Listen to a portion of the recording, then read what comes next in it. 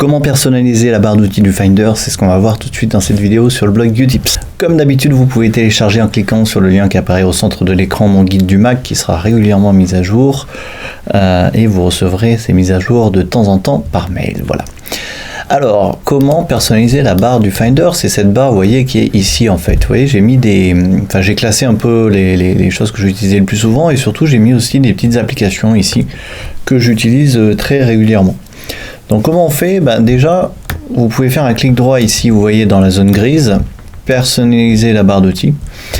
Et ensuite, vous pouvez par exemple faire glisser les fonctions qui vous intéressent ou au contraire enlever les fonctions que vous n'utilisez pas. D'accord? Et si par hasard vous avez peur d'avoir perdu des choses, vous pouvez reprendre la présentation par défaut comme ça et la mettre en haut. Vous faites terminer et là vous revenez au Finder de base tel qu'il était quand vous avez acheté votre Mac. Donc si vous voulez personnaliser, vous faites un clic droit, personnaliser la barre d'outils. Par exemple, lire les informations, elle n'y est pas par défaut et vous allez le mettre par exemple ici. Dernière chose, on peut aussi mettre des programmes. Donc si je vais par exemple, je vais mettre Clean My Mac, je vais reprendre l'exemple que j'avais. Je prends Clean My Mac, d'ailleurs je vous incite à aller voir sur mon blog la vidéo que j'ai fait à ce sujet, c'est un logiciel que je vous conseille fortement.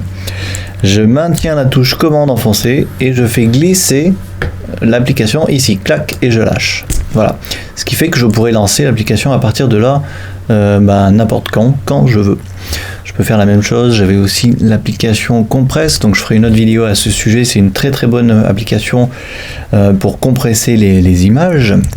Les photos, hop, je le mets là, et voilà, j'ai deux applications qui sont là. Donc si je veux en lancer une, hop, j'ai juste à cliquer là, Clean My Mac se lance, et pareil pour Compress.